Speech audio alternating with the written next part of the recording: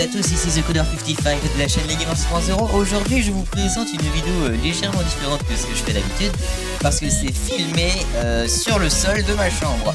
Oui, je suis désolé de le dire parce que nous sommes une production étudiante, ce qui fait que nous n'avons pas les moyens d'enregistrer mieux que ça. On n'a pas le trépied, tout ça. Non, on a juste un pauvre smartphone et bah, mon micro, hein, je pense que vous pouvez le voir avec le câble. Bref, techniquement, comme le dit René, c'est honteux. Voilà.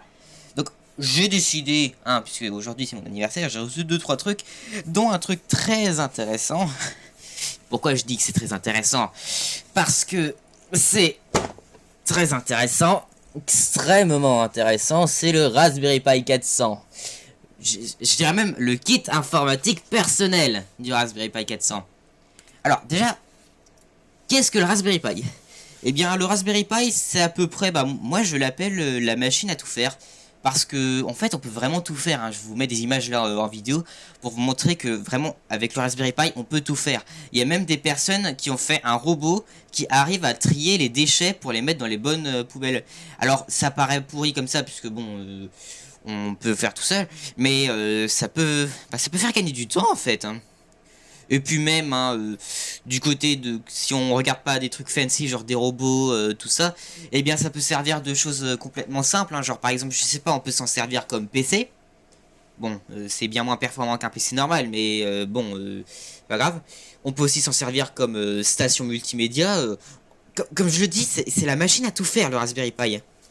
Alors, que je vous prévienne tout de suite, j'avais pas enfin, je viens pas d'avoir le Raspberry Pi pour la première fois. J'avais déjà un Raspberry Pi 3, comme vous pouvez le voir ici. Enfin, il est juste caché. Il est juste caché derrière. Eh bien, une. Comment on pourrait l'appeler? Je sais pas. Mais bon, dans tous les cas, je retire. Truc. Voilà. Donc, ça, c'est le Raspberry Pi 3B+. Donc, c'est le Raspberry Pi qui m'a accompagné pendant ces 3 dernières années. Hein. Je l'ai eu en. Bah, mon anniversaire de 2019. Donc ce qui fait que bah, il m'a accompagné pendant bien longtemps, hein. C'était pas un kit officiel, hein, c'était un kit venant d'un truc qui s'appelle E-Box. Mais bon, ça allait, hein. Bon, il y a juste un truc qui m'a vachement fait chier, c'est que la prise d'alimentation m'a complètement claqué au bout de plusieurs mois. Du coup, dire que sur Raspberry Pi je pouvais m'en servir, mais c'était assez limité à cause des alimentations qui... À cause de mes autres alimentations qui n'alimentaient juste pas assez le matériel. Donc du coup, attends, je vous présente ce qu'il y a, hein, sur ce Raspberry Pi avant de partir sur la chose intéressante. Si au cas où vous voulez passer directement sur l'unboxing du Raspberry Pi 400, je vous conseille d'aller directement au timestamp indiqué ici. Donc ici nous avons les ports GPIO. Alors les ports GPIO ça peut être utile pour plein de choses, hein. C'est d'ailleurs de là où on utilise les robots, parce que c'est un petit peu les pins de commande. Alors on peut faire de l'entrée et de la sortie. Genre par exemple je sais qu'il y a quelques pins genre par là qui permettent de gérer l'alimentation du Raspberry Pi. Genre qui permettent de rajouter un bouton power comme sur une tour d'ordi, hein. Genre celle que vous voyez là. Je vous rappelle que c'est ma nouvelle tour, hein, parce que mon PC portable il est décédé. Je ne le rappellerai jamais assez. Après il y a aussi les puces Wi-Fi, le processeur principal. C'est un processeur ARM, hein, pas un x86 comme on retrouverait sur les PC normaux. L'avantage du processeur ARM, c'est que ça nécessite beaucoup moins d'alimentation. Et ça chauffe beaucoup moins au passage, hein. Même si, bon, ça finit par chauffer un peu ce machin. Après, nous avons aussi un port pour afficher, enfin pour mettre un écran propriétaire. Donc, j'en reparlerai après parce que ça, j'ai pas ça. J'ai aussi un câble pour... mettre la caméra Raspberry Pi. Alors ça peut être utile parce qu'on peut faire de son Raspberry Pi une caméra de surveillance aussi. Donc ça c'est sur tous les câbles qui sont présentés. Après nous avons nos fameuses IO normales, hein. Ça veut dire 4 ports USB 2 ainsi que une prise Ethernet RJ45. Sur le côté nous avons un port d'alimentation micro USB, micro USB.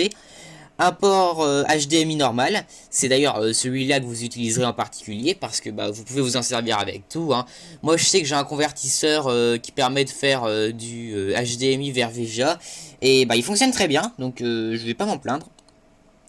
Donc nous avons aussi une prise jack qui permet de brancher des écouteurs, tout ça, et je trouve que ça fonctionne pas mal. D'ailleurs, derrière, nous avons aussi une autre puce et un port micro SD. Alors le port micro SD, je vous dis, il va extrêmement servir parce que ce port, c'est vraiment... en fait, c'est là que vous allez stocker la carte SD qui contiendra le système d'exploitation. Sans la carte SD, vous n'avez pas de Raspberry Pi, donc c'est un peu bête.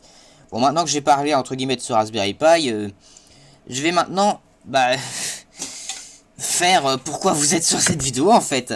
Oh, désolé, j'ai bougé la caméra. Donc déjà, on va faire un petit tour de la boîte. De ce côté, vous voyez un petit peu toutes les prises qu'il y a à l'arrière du Raspberry Pi 400, ainsi que la prise Ethernet Gigabit, oui, du Gigabit, hein, pas comme ce qu'il y avait sur la Raspberry Pi 3B+. Donc c'est-à-dire qu'on peut avoir de l'internet assez rapide, un port USB 2.0, deux 3.0, une alimentation USB type C, l'alimentation USB type C d'ailleurs qui sera beaucoup mieux parce qu'elle peut alimenter bien plus que du micro USB, deux micros HDMI, ce qui en fait encore aujourd'hui, du moins pour le Raspberry Pi 4, le PC le plus petit qui peut accepter du double écran nativement, et en 4K en plus, hein, faut pas non plus déconner. Une fente pour insérer la carte micro SD, ainsi que les ports GPIO. Donc de ce côté, il n'y a rien. De ce côté, en fait, c'est juste, on nous montre la face avant du Raspberry Pi 400. Là non plus, il n'y a rien. On va passer à l'arrière. Donc du coup, on nous met un petit peu de charabia pour nous mettre un petit peu ce que peut faire la machine. Genre par exemple, on sait que c'est un processeur 64 bits de 1,8 GHz. Sachant que mon Raspberry Pi 3B+, fait même pas 1 GHz, je crois. Donc là, c'est de luxe, hein. Avec 4 Go de RAM en LPDDR4, cadencé à 3200 MHz. On dirait un peu les barrettes de RAM qu'il y a sur mon PC, sauf qu'il y en a 4 fois moins. Et après, nous avons toutes les connectivités, les GPIO, tout ça. Bref, un petit peu ce qu'on nous a montré à l'arrière. On nous montre aussi tout ce qui contient, hein.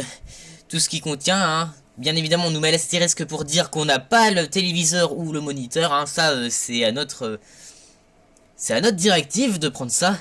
Bref, on a fait le tour du propriétaire. Je vous propose désormais d'ouvrir l'appareil.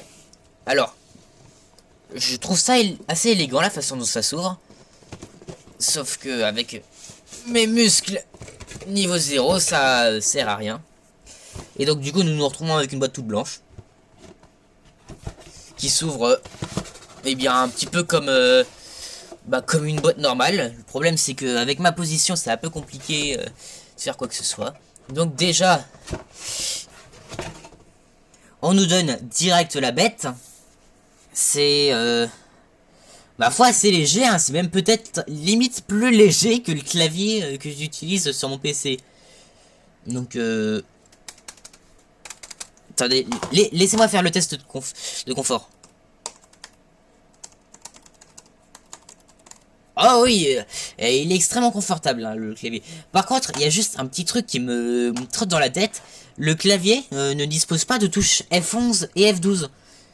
Les touches F11 et F12, en fait, il faut faire FN et F1 et F2.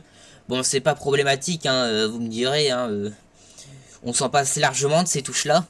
Mais ce qui me...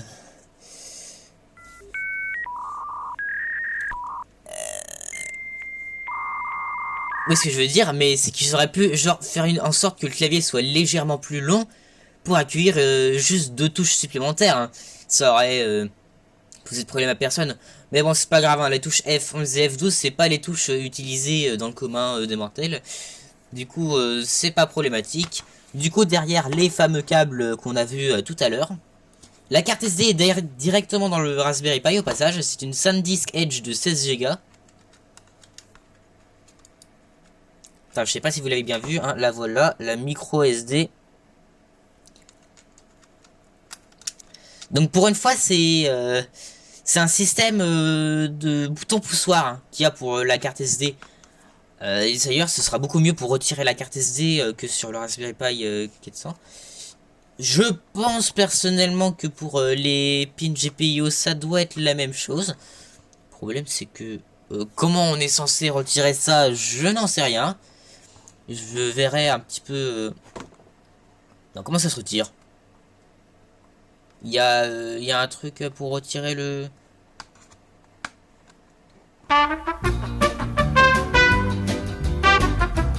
Ok, bon, d'une façon complètement random, j'ai réussi à faire tomber le plastique. Faut savoir que par contre, ça c'est peut-être pas ergonomique la façon dont il faut le retirer. Parce que quand t'as tendance à pas avoir d'ongles, c'est un peu compliqué, mais bon. Voici nos fameux 40 pins, hein, nos pins GPIO, comme on l'a montré tout à l'heure. Nous allons passer à la suite du propriétaire. Parce que, bah, on est loin d'avoir fini l'unboxing, hein.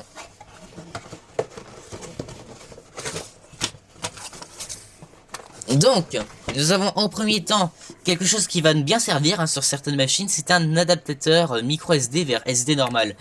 Bon, moi j'en aurai pas du tout besoin parce que j'en ai déjà 15 000 de ce type d'adaptateur là. Mais qu'on soit d'accord, ça peut toujours servir hein, ce type d'appareil. Parce que y en a des fois qui fonctionnent moyennement bien. Et je pense que vu que ça vient de Raspberry, ça doit bien marcher. Parce que je connais cette marque et franchement elle est très bien cette marque. Alors nous avons ensuite le truc le plus important, c'est un bloc d'alimentation. Donc le bloc d'alimentation c'est un bloc tout à fait normal. Hein. On va unboxer un unboxing. Voilà.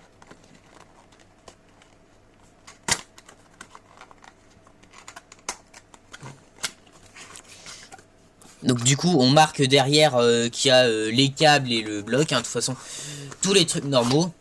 Donc voici le bloc d'alimentation avec la petite framboise ici, framboise 314, avec, je sais pas comment on appelle ce truc là pour, vous savez le truc avec les fils qui, bon ça me reviendra. Donc du coup, attendez que je lise les infos. La machine est capable de fournir du 3 ampères, ce qui est largement supérieur que le chargeur de mon téléphone actuel, hein, même si mon téléphone il arrive à faire de la charge rapide avec. Ça doit sûrement être la même quantité d'alimentation que mon câble Nintendo Switch. Donc on va passer à la suite. Nous avons la souris Raspberry Pi. Alors la souris Raspberry Pi, ça aussi c'est quelque chose de très utile, hein, puisque bon, vous savez qu'un PC aujourd'hui sans souris, c'est pas vraiment utile, hein, sauf si tu utilises un mode en mode CLI, enfin oui, si tu utilises un système en mode CLI only. Et je me rends compte qu'ils ont qu'ils ont mis des petites pastilles de merde. Bon, écoutez,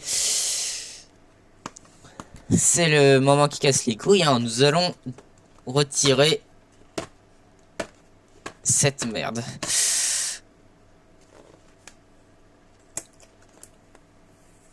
Bon, ça va, c'était retiré assez facilement. J'espère que je me suis pas trompé de côté, mais bon, dans tous les cas, avant d'ouvrir, on va de nouveau lire ce qu'il y a à l'arrière. Donc en premier temps, on nous met l'adresse pour accéder au produit de la souris. Hein. Ça sert à rien, on l'a déjà acheté. Alors pourquoi on voudrait le racheter une deuxième fois? À moins qu'on en a besoin d'un nouveau. Hein. Et donc du coup, on nous dit tout ce qu'il y a. Donc ça veut dire le branchage USB type A. Donc du coup, d'ailleurs, c'est pour cette raison qu'il y a une prise USB 2.0 sur le Raspberry Pi 400. En fait, celui-là, il est spécifié pour brancher la souris. Pour que les autres ensuite soient utilisés pour les données et tous les autres trucs qui nécessitent plus de données de transport. Donc du coup il y a 3 boutons. Encore requis une souris à 3 boutons. Aujourd'hui plus personne ne fait de souris à 2 boutons. Hein. Ou même à 1. Hein. Merci Apple. Nous avons ensuite une molette de défilement. Ça aussi extrêmement utile. Le connecteur USB type A. Bon, de toute façon dans tous les cas... eh bien, tout ce qui est indiqué ici, c'est pas vraiment utile. Hein. Bon, peut-être le design ergonomique encore, je pense qu'il y a sa raison. Hein, mais pour le reste, franchement, ils auraient pu s'en passer puisque une souris aujourd'hui, c'est une souris, hein, tout simplement. Donc voici la souris, hein, avec un design qui nous rappelle bien celui du Raspberry Pi, à savoir un design blanc et rouge. Donc du coup avec notre fameux câble USB type A, enfin oui USB type A en 2.0. Donc du coup c'est cette raison que fonctionne le câble. Donc du coup attendez, je crois qu'il reste encore quelque chose là-dedans. Je crois que on n'a pas tout fini. Ah. Dégage.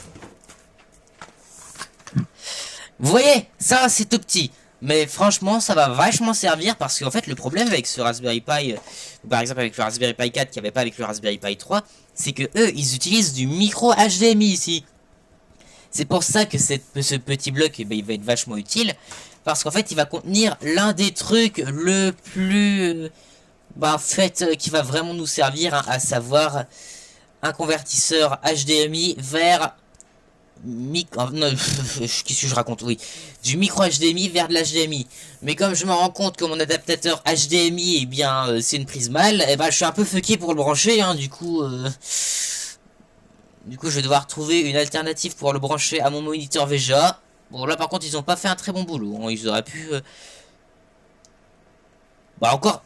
Du moins, le Raspberry Pi était conçu pour être branché sur un écran directement, eh bien, HDMI. Donc, du coup, je brancherai ça à mon téléviseur pour vous montrer. Et je vous brancherai ça aussi sur mon Elgato Game Capture, hein. Et puis ensuite, pour terminer tout le truc, nous avons eh bien le gros guide officiel pour démarrer le Raspberry Pi. Ah, franchement, c'est un assez gros truc, hein. J'espère que c'est... Ah, encore, je crois que c'est... Ouais, c'est vachement plus utile déjà que le manuel, par exemple, de la 3DS. Parce que bah, là-dedans, on nous met, par exemple, plein de trucs pour utiliser bah, les systèmes d'exploitation Linux, dont Raspbian. Raspbian qui est le système... Non, c'est plus Raspbian, c'est Raspberry Pi Desktop au passage, hein, Raspberry Pi OS. Ils ont remplacé le nom, mais pourtant je pensais que Raspbian c'était pas mal. Et donc du coup, bah, ça contient pas mal de trucs très intéressants, genre par exemple, on nous montre un petit peu comment ça fonctionne Scratch. Bon, je peux pas trop vous montrer amplement. On nous montre par exemple comment on fait de la programmation, des mises à jour, tout ça. On nous montre des trucs avec Python. On nous montre aussi, je crois, à un moment, quelque chose en rapport avec les Arduino. Ou même juste comment faire eh bien, une lumière. Bref, c'est un manuel complet pour ceux qui veulent se lancer dans la programmation sur Raspberry Pi. Bon, eh bien, je crois que nous avons fini cette partie unboxing, donc je vous conseille qu'on passe tout de suite à la partie... eh bien, la partie... Bah, vous savez quoi, hein, la partie démonstration de l'appareil. On se retrouve dans un instant.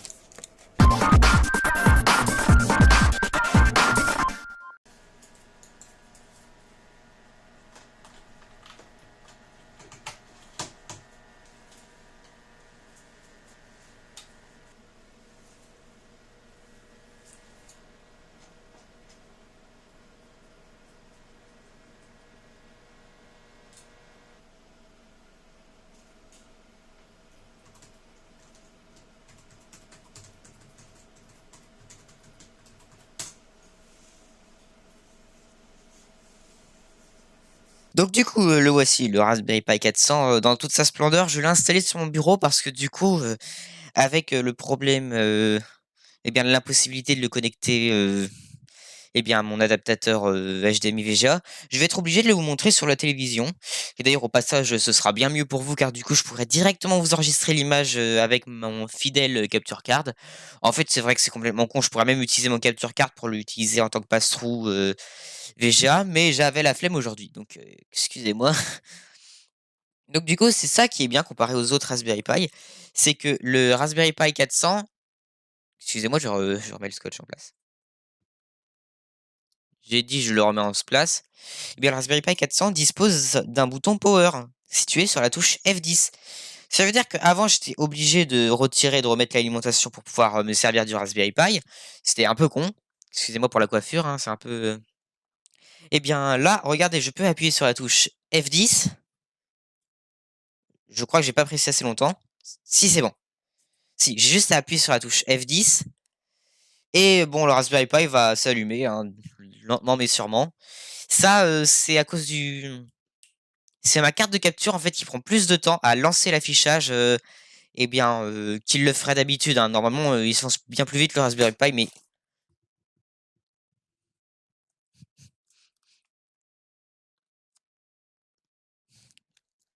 On voit que MacGyver n'est pas parmi nous aujourd'hui, hein. Le montage MacGyver ne tient pas très beaucoup.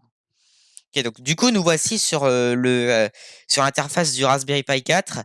Je vous conseille de switcher directement sur l'affichage Ouais, comme ça au moins je n'aurai pas besoin d'utiliser la caméra et tout. Donc du coup, nous voici sur l'interface du Raspberry Pi 400. Bon, cette interface, je pense que tous les amateurs de Raspberry Pi le connaissent, hein. C'est l'interface par défaut qu'on a quand on te donne le Raspberry Pi, un vrai. Bon, en fait, quand on te donne le kit du Raspberry Pi, on te donne toujours une carte SD. Cette carte SD contient Raspberry Pi OS, ou précédemment appelé Raspbian. Et c'est un peu le centre de tout ce qu'on peut faire, hein. Il y a vraiment tout pour commencer à faire des choses. Et déjà, premier, première chose que je me rends compte, c'est que j'ai vu sur internet que le Raspberry Pi chauffait énormément. Et bien là, le Raspberry Pi, il garde une température ambiante. Et ça, c'est parce qu'ils ont dit sur tout simplement sur le site de Raspberry Pi. Attendez, je vais même vous le montrer directement depuis le Raspberry Pi. Alors, par contre, je pense que ça risque de prendre un petit moment puisque c'est pas une extrême qui a par défaut dans le truc. Mais c'est pas grave, hein. Écoute, pourquoi est-ce que pourquoi est-ce qu'il y a Flash Player sur un système plus compatible? Bref, c'est pas grave. C'est juste pour vous montrer sur le site du Raspberry Pi 400.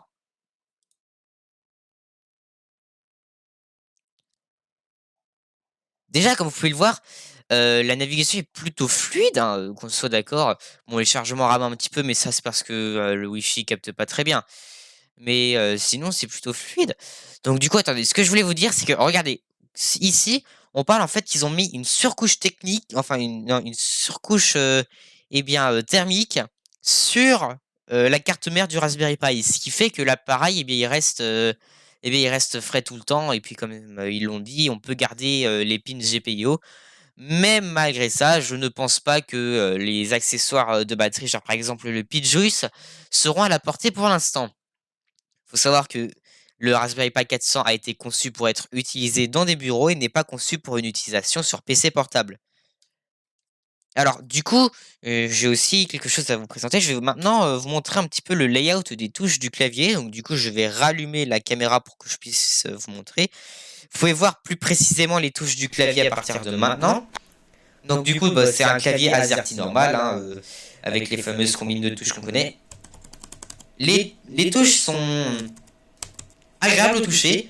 Et il y a vraiment aussi un truc très intelligent qui a été fait sur ces claviers. C'est que, en fait, le clavier, eh bien, il est incurvé ici pour faire en sorte que ça agisse comme repose-poignet. Un pas comme les repose-poignets qui se pètent sur claviers, sur les claviers normaux. Genre, par exemple, je sais pas, celui-là. Je suis foutu sur ma vieille machine avec mon lecteur disquette, hein, vous savez, bon, je vous l'ai pas montré, mais je vous le montrerai peut-être lors d'une prochaine vidéo, on sait jamais. Donc du coup, un truc qui est vachement bien, c'est que ils ont vraiment tout respecté, hein. Ils ont mis les touches pour le caps lock, le num lock. Bon, le problème c'est que là, j'ai même pas besoin d'appuyer sur la touche FN. Ils ont prévu une touche. Parce que le problème c'est que sur cette tablette, avec d'ailleurs le système qui a décidé de foirer son installation, comme vous pouvez le voir, erreur fatale. Et bien la touche VRNUM, elle est sur la touche F11. Du coup, pour activer le VRNUM, il faut que je fasse FN F11. Et d'ailleurs, au passage, il n'y a aucun indicatif pour savoir si c'est allumé ou pas. C'est toi qui dois décider si c'est allumé ou pas. Deviner plutôt, hein, pas décider. Bon, après, il y a les fameuses... du coup, sur le numlock. Quand le numlock est activé, ça permet... du coup, de taper des lettres. Par exemple, si j'appuie sur la touche J, ça va marquer 1. Et puis... voilà, je tapais 1992. Me demandez pas pourquoi. C'est juste pour vous montrer un petit peu le fonctionnement du clavier.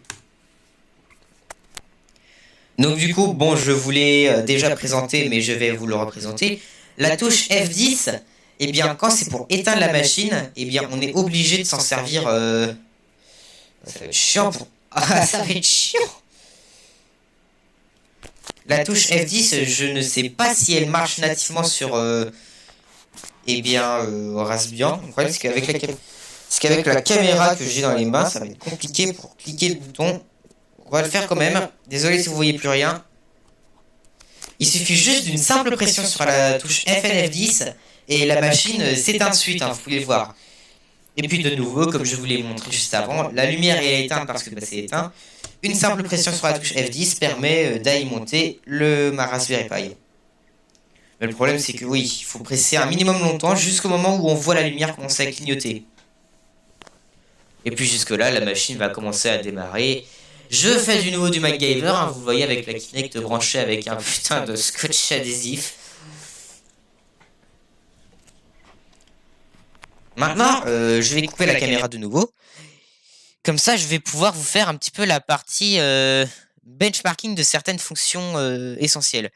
Faut savoir que sur mon Raspberry Pi 3, eh bien, ma machine galérait avec les vidéos YouTube, hein. Vraiment, je pouvais peut-être charger au maximum du 720 avant que les performances baissent drastiquement. Mais on va faire les mêmes... oui, avant de faire ça, on va lancer un speed test.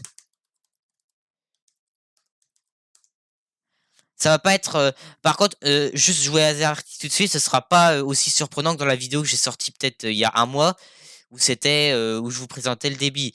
Et vous pouvez voir d'ailleurs au passage un carré noir ici, parce que bon, je suis désolé, mais mon adresse IP, j'ai pas trop envie que vous la voyez, hein. On sait jamais.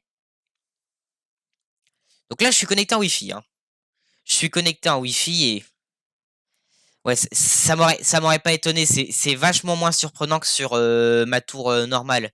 Après 20 mégasecondes, eh bien, quand on s'en sert avec la plupart des fonctions web, encore ça va. Ça va, 20 mégasecondes en download. Vraiment, c'est... What? Ouais, vous comprenez. Le Wi-Fi est peut-être pas puissant, mais la plupart du temps, il arrive à bien gérer, hein. En général, la plupart des sites ne vous laissera jamais, de toute façon, plus de 100 mégas par seconde de téléchargement, donc bon. Maintenant, nous allons aller sur YouTube pour, oh putain, mais c'est pas possible avec leur système de cookies à la con, là, c'est un déconner. Est-ce que vous avez vraiment besoin de ça? Il y a 10 ans, vous faisiez pas ça, les cookies. Et donc, du coup, bon, vous savez, on va lancer nos trucs complètement normal. Ah, ta gueule. La ferme!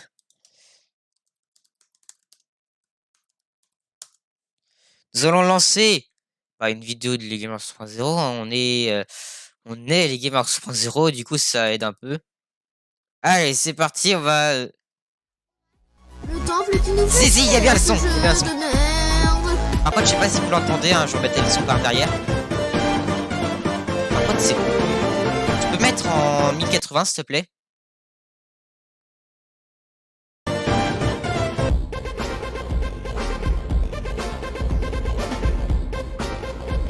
Attends,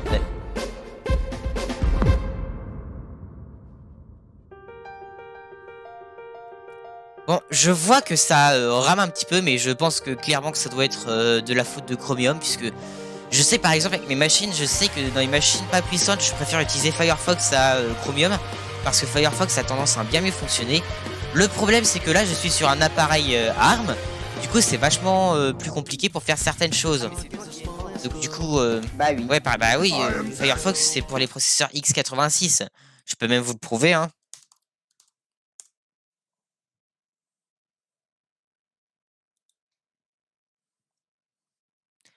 Attendez, quoique... Oui, oui, blabla. Alors, on va check la configuration requise. Ils vont sûrement dire que le Raspberry Pi, c'est pas pour eux.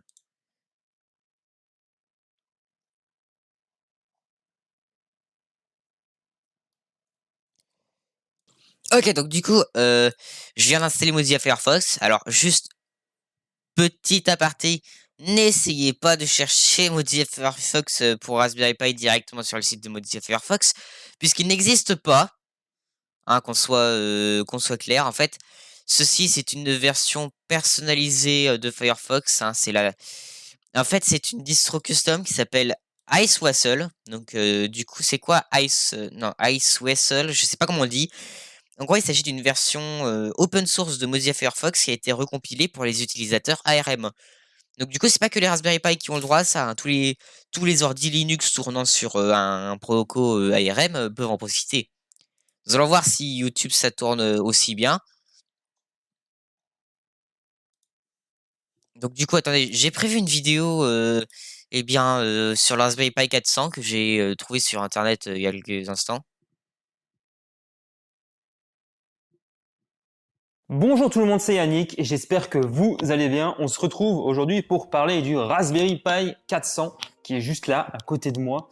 Et comme vous pouvez Ça le fait voir, maintenant ça va quelques quand même, jours hein. que je l'ai, que je C'est quand même l'utilise au assez quotidien. fluide la Donc, vidéo, hein. naturellement, Même si, bizarrement, je me je sais suis pas dit que j'allais en si c'est parler. Google qui ont fait des améliorations, mais la vidéo tourne beaucoup mieux sur Google Chrome, enfin sur Chromium, que ouais, la vidéo fonctionne beaucoup mieux sur Chromium qu'elle fonctionne Bonjour tout le monde, c'est Yannick et j'espère que vous allez bien. On se sur retrouve aujourd'hui Firefox pour parler slash du Ice Raspberry Russell. Pi 400. Néanmoins, je conseille quand même Qui est juste l'utilisation d'une là, à vidéo en côté de moi. 720p parce que le Ça problème, fait c'est que le Raspberry maintenant Pi quelques 400 a quand jours même un que je processeur qui l'ai, est pas très que ouf je l'utilise au et la vidéo quotidien. saccade en Donc, 1080p. naturellement, je me suis dit Ce que qui j'allais est en déjà parler une sur ma grande chaîne amélioration en YouTube, étant soi, donné qu'on tandis parle que le beaucoup de tech Raspberry par Pi ici, 3B+, il me que semble. j'avais arrivait pas à lire des vidéos en 720p sans saccader tout le temps. Mais avant d'aller plus loin, Là, pour une ceux qui ne me vidéo en connaissent pas, 720p moi c'est tourne Yannick et sur parfaitement ma bien chaîne on sans parle de aucun tech, de problème. tests, Bref, de news, de leaks, etc. Si tout c'est la ça vous victoire de la intéresse, performance, tandis que tout charge vite, tout simplement.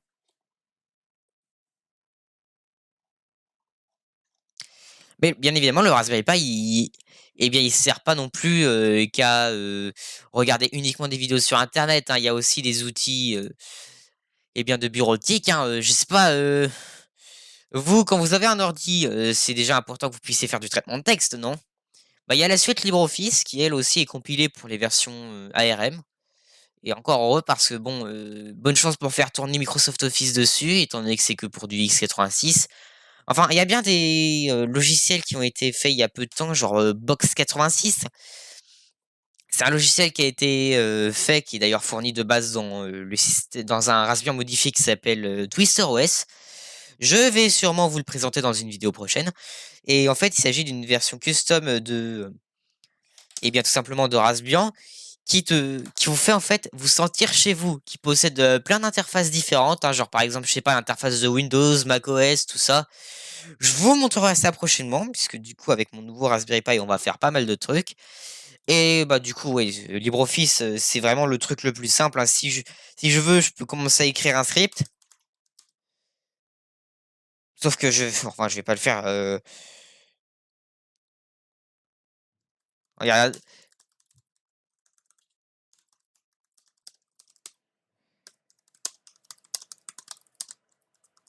vraiment, vous voyez, quand je tape le texte, ça apparaît de suite. Enfin, il y a quand même un petit peu de décalage parce que j'ai quelques bugs. Enfin, non, c'est pas des bugs, c'est plus en fait le boîtier de capture qui a de la latence. Du coup, ça fait que vous voyez de la latence sur le truc.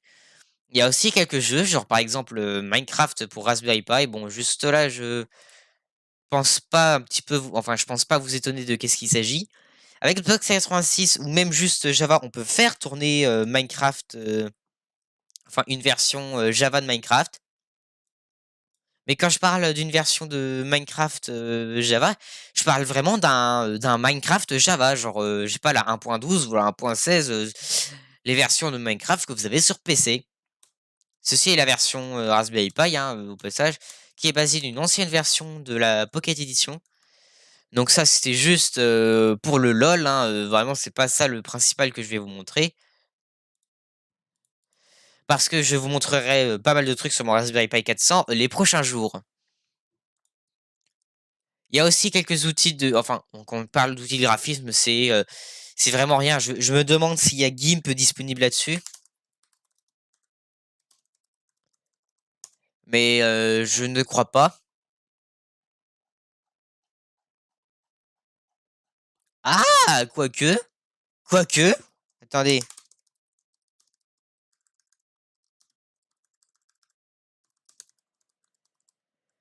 Bon, écoutez, je reviens après avoir installé ce qui semble être GIMP. Dans un instant. Ok, alors, ça a pris quoi 2 minutes, hein. 2 minutes, même pas, hein. Et donc, du coup, nous avons l'éditeur d'image GIMP qui se situe juste ici.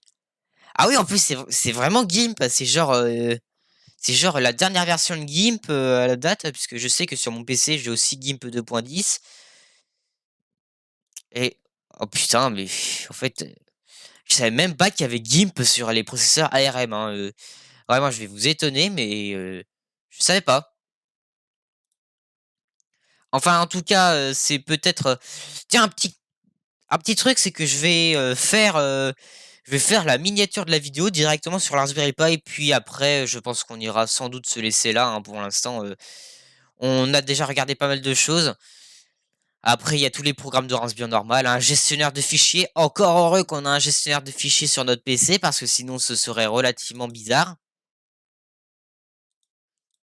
Hein, nous avons aussi, bah, du coup, le navigateur internet, je vous l'ai déjà montré, un terminal, que du coup, vous voyez, hein, c'est vraiment ce qui permet de faire des choses, bah, toutes les choses du Raspberry Pi, en fait, puisqu'on a aussi tous les outils de programmation et de non-programmation, hein. Quand je parle de non-programmation, je parle bien évidemment de Scratch.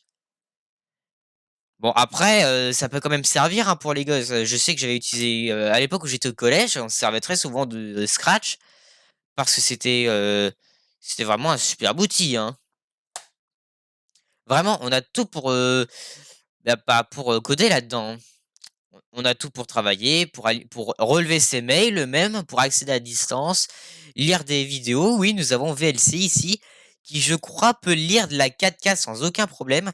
Mais bon, en tout cas, il faut juste que je récupère une vidéo de mon PC, je reviens dans un instant.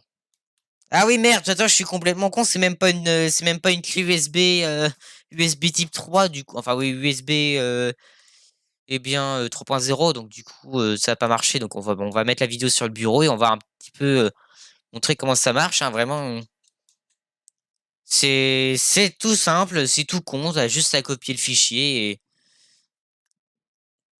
et on va le charger sur, bah, VLC tout simplement.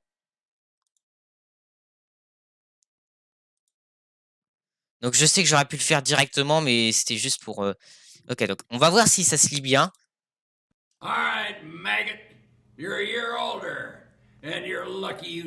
Donc comme on peut le voir, la vidéo elle se joue en 1080p 64 fps, non 60 fps sans aucun problème. Sauf que j'ai l'impression que le mode plein écran ne marche pas. Ah si, c'est bon. Quoique. J'irai voir ça plus tard. Ça c'est plus un bug de VLC qu'autre chose. Donc ça c'est c'est bien de la Full HD qu'on voit. Enfin normalement je crois, hein.